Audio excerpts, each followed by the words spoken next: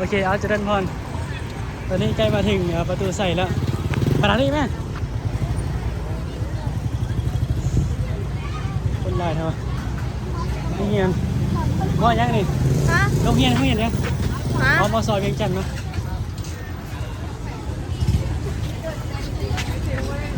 นี่คนลายเท่าว่าเป็นยังแล้วคือ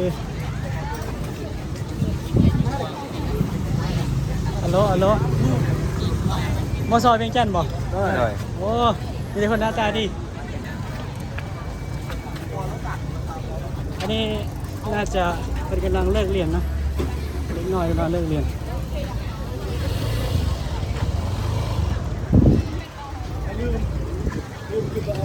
นี่หาวนี่หาวนี่ได้รถตั้มเหรอ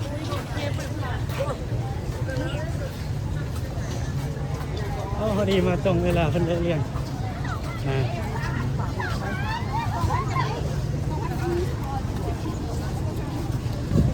มสเวียงจันทน์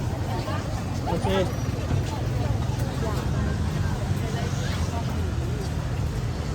ผู้หญิงหรือผู้ชาย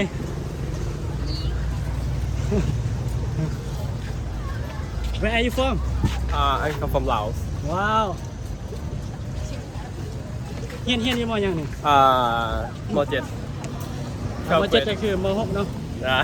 โอเค เลย ขอบใจซื้อยัง ซื้อหงค อ๋อชื่อหงโอเคขอบคุณ ำเลยครับ ใจได้ไรโอ้โหดีดูว่ายังไวเกินวะเดี๋ยวซื้อของให้เย็นเนาะ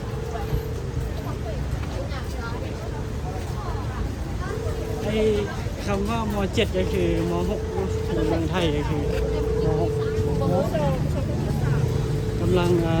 สันเพนเดียว Wow, where are you from? What is your name? My name is Pia. Beer. What is beer? Oh, say beer เนาะ Pia. How old are you? สัมภาษณ์แบบสดๆเรียวๆเอ้า How old are you? Do you speak English? No, I can speak Cambodia. Huh?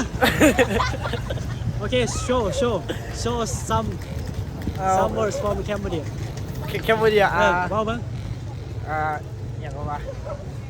สบายดี มองสระอุ่น เฮ้ยถูกบ่วะ แม่นมองสระอุ่นคอยหักเจ้า ถูกไหมถูกเนาะ เจ้าอายุผู้หญิงหรือผู้ชาย ฮะ เจ้าผู้หญิงหรือผู้ชาย ผู้หญิงผู้ชาย เนี่ยอายุเจ้าปีแล้วเดี๋ยว อายุ15 อายุ15เนาะเรียนอยู่โรงเรียนนี่บ่ แม่น มสเวียงจันทน์เนาะ ม2เหมือนกัน มยังเลยนี่ ม4 ม4แล้วโอ้เก่งหลายม4นี่ยากบ่ ม4ยากอยู่ ยากอยู่ ปีสุดท้ายที่ขึ้นมปลาย มไปก็คือม5เนาะโอ้ฮ้อนบ่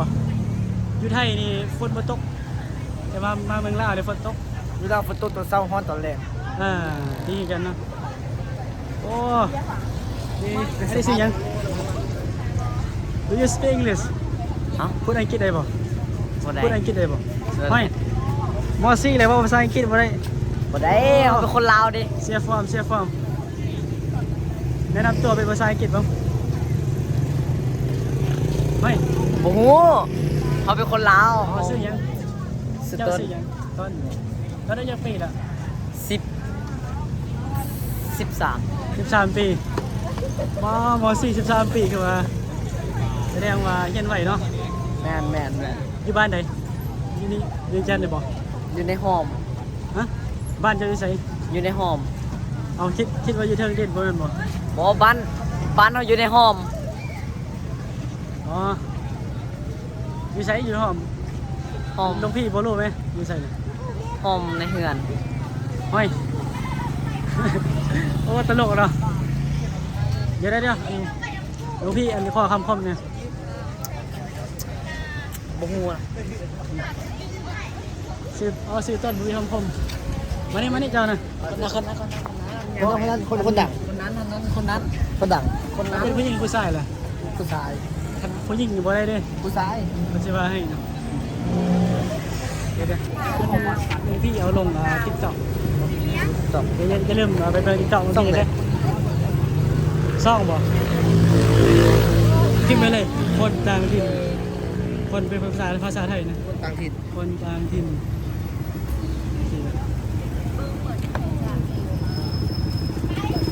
นี่แหละ นี่หว่า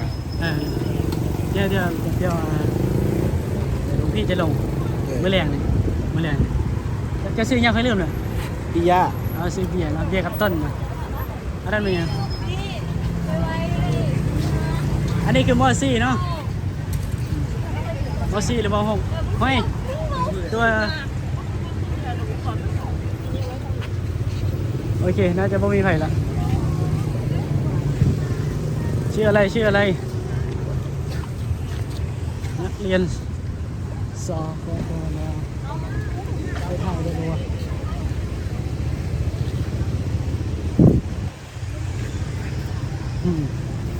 สบายดีสวัสดี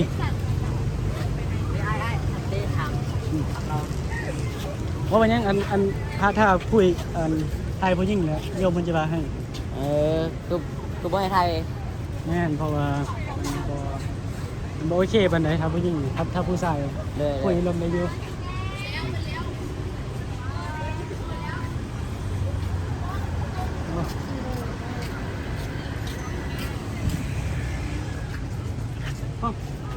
พี่เอาไปใช่ละเมื่อกี้เนี่ยไอ้ที่หลวงพี่ถ่ายนี่เป็นเขาเรียกว่ามัธยมปลายนะของมสเวียงจันทร์คำว่ามสนี่ก็คือมัธยมสวัสดีครับ สวัสดีครับ เจ้าซื้อหยัง โอ้ไปซื้อ เจ้าสิเลือกหยังระวัง บ่มีหยังให้วะไม่บ่มีขนมเจ้าซื้อหยังซื้อสั้นบ่ สัญลักษณ์ สัญ สัญลักษณ์ ลักษณ์คำว่าสัญลักษณ์ในนี่ก็คือความหมายเด้อความหมายหยัง ความหมายอ่ะจะเป็นสัญลักษณ์ เจ้าปีอะไรสัน ของ11 ปี ปีแล้วเรียนม .1 แล้วเนาะโอ้เก่งมักผู้หญิงหรือผู้ชาย โอ้โห เฮ้ยคำถามเพิ่นง่ายๆได้อนี่ตอบบ่ได้แสดงว่าแม่นแล้วบ่คือวะนักเรียนในหลายเนาะเขาเรียน เจ้านี่เจ้าอายเนาะเป็นคนอาย ฮะ ไม่ยังนี่ไม่ยังฮู้ไผ หุ้มเฮา แม่นบ่เนาะ เลย ไอคำว่าสีแดงเนาะญาติโยมสีแดงนี่เป็นเขาเรียกว่าแพร่ของ แค่แดง แพร่แดงของเยาวชนคนดีเด่นคือเป็นคนมีผลงานระดับหนึ่งเลยครับกะผู้หนึ่งกันแหละที่มีผลงานคนเรียนดีขยันเนาะขยันมาโรงเรียนนั่นบ่ แมน ขยันเรียนตั้งใจเรียนแล้วว่าเวลาสอบนี่ได้ประมาณที่หนึ่งที่สองเลยนะตัวเต็งเนาะสุดยอดเลยเดี๋ยวอันนี้ทำหน่อยสิยัง What is your name เดี๋ยวจะมาสัมภาษณ์แบบเรียวๆนะนิมบอยังมีทุกท่านคำว่า What is your name My name is Sunday ฮะชื่อยัง My name is Sunday Sunday คำว่า Sunday นี่แปลว่าวันอาทิตย์เนาะแต่ว่าเจ้าเป็นยังเจ้าเป็นยังเจ้าเป็นนักเรียนอยู่ตอนนี้เนี่ยจักปีเลย จักปี เรื่องถามภาษาอังกฤษ How old are you I'm 11 this โอ้11เนาะ11ตัว11เนาะถ้าบ่ได้บ่ฮู้นะแปลให้แล้ว เรียกของเว้ย เดี๋ยวเตรียมตัวเด้อผู้ใดที่เว้าภาษาอังกฤษนะอันนี้เว้าอังกฤษได้บ่พูดอังกฤษได้ไหมพูดได้นะ ทำบ่ได้ทำบ่ได้ สั้นเว้าอังกฤษได้บ่ ได้อยู่ โอ้ลืมสัมภาษณ์ภาษาอังกฤษนะWhat is your name My name is ต้น เว้าดังเนี่ยมันบ่ได้ยินบ่ได้ใช่ไหม My name is ต้นกล้วย ฮะต้นกล้วยอ๋อ beautiful name เนี่ย ต้นกล้วย How old are you 11 years old 11 years old Where are you school I Where are you studying I study at มอสวนจันทร์ อ๋อนี่เนี่ยมอสอวิงจันทน์มอสอวิงจันทน์ฮ้อนบ่ นอน ฮ้อนเนาะมื้อเช้าเดี๋ยวฝนตกแต่ว่าอยู่ทางเมืองไทยนี่อยู่ขอนแก่นอยู่อากาศมันร้อนบ่มีฝนเลยเด้บ่มีฝนโอเคเอาอัน thank you เด้อขอบใจอย่าลืมเข้าไปเบิ่งคลิปเด้อ เลย พิมพ์ไปใน TikTok เลยคนต่างถิ่นสตูดิโอ ฮะ คนต่างถิ่นสตูดิโอพิมพ์ไปเลยได้ TikTok นะเห็นเลย เลย โอเคขอบใจหลายๆขอบใจเด้ออย่าลืมไปเบิ่งคลิปโอเคสบายดีสวัสดีผู้หญิงหรือผู้ชายเอาว่าเยอะผู้หญิง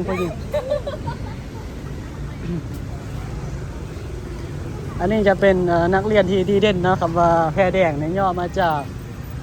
นักรบนักสู้สู้เสียสละเพื่อการเรียนคนน่ะคำว่าแพรแดงฮ้อนบ่บ่ทำคอยเนี้ยคอยฮ้อนดีกันอ๋ออันนี้ก็น่าจะเป็นสงสัยอยู่ What is your name ลมเด็กน้อยดีกว่าเดี๋ยวเจ้าชื่อหยัง ใช้ปัญญา เขาใส่ปัญญาเดี๋ยวเจ้าเคลื่อนบ่ตอนนี้นะหรือว่าจังไงบ่ทันตั้งตัวบ่ใส่ปัญญาอายุจักปีแล้ว 10 ปี 10 ปีแล้วบ่เรียนอยู่ไส อุดมยังจันทร์ มสเวียงจันทน์เนาะ เลย เรียนอยู่ม .1 แล้วบ่ เลย ม .1 จะเป็นมต้นนะประเทศไทยนี่ถ้าม .1 เนี่ยจะบ่ฮู้ว่าอยู่ไทยนี่ตัวเล็กตัวใหญ่ซำนี้บ่แต่ว่านี่ยังตัวน้อยอยู่ม .1 เลย พาพ่อมาครับเนาะ เลยค่ะพ่อค่ะ โอเคขอบใจใส่ปัญญา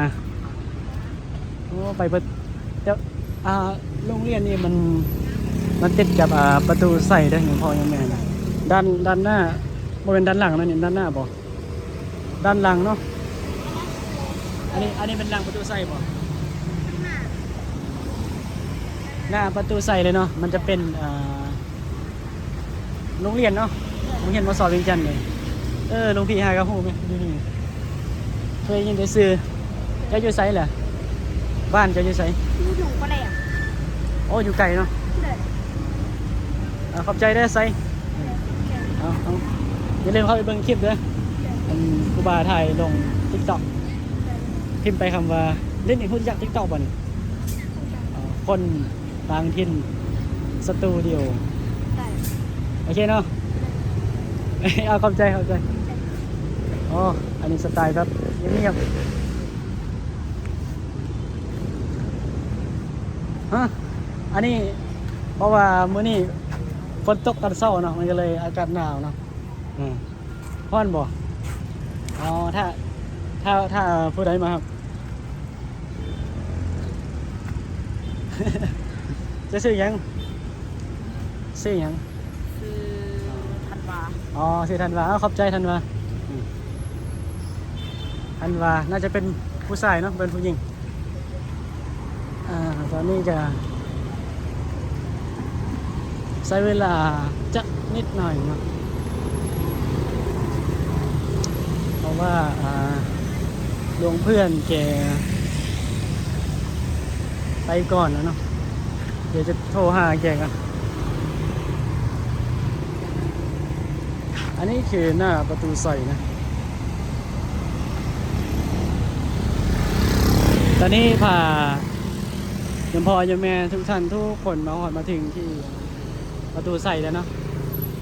อันนี้เป็นบรรยากาศในตอน5 โมงส่วนลุงพี่กับสีเดินไปเนาะแต่ว่าสีขอไทยไว้เพียงประมาณนี้เนาะเพราะว่าเพิ่นน่าจะปิดแล้วจะเดินขึ้นบ่ได้ละเดินขึ้นบ่ได้เพราะเพิ่นปิดแล้วเพิ่นปิดประมาณ4 โมงแรกเนาะ4 โมงเย็น ก็สิขออำลาพาจากเนาะก็สิได้จากกันคลิปต่อไปเพราะว่าพรุ่งนี้หลวงพี่ก็จะเดินทางไปที่หลวงพระบางแล้วจะนั่งรถไฟจากเวียงจันทร์ไปหลวงพระบางใช้เวลาประมาณ3 ชั่วโมง3 ชั่วโมงนี้ก็แป๊บเดียวเนาะเพราะว่านั่งรถไฟเนี่ยแป๊บเดียวใช้เวลาแป๊บเดียวการนั่งรถไฟขอบคุณขอบใจเนาะสำหรับคนที่ติดตามเลยครับชมขอเจริญพร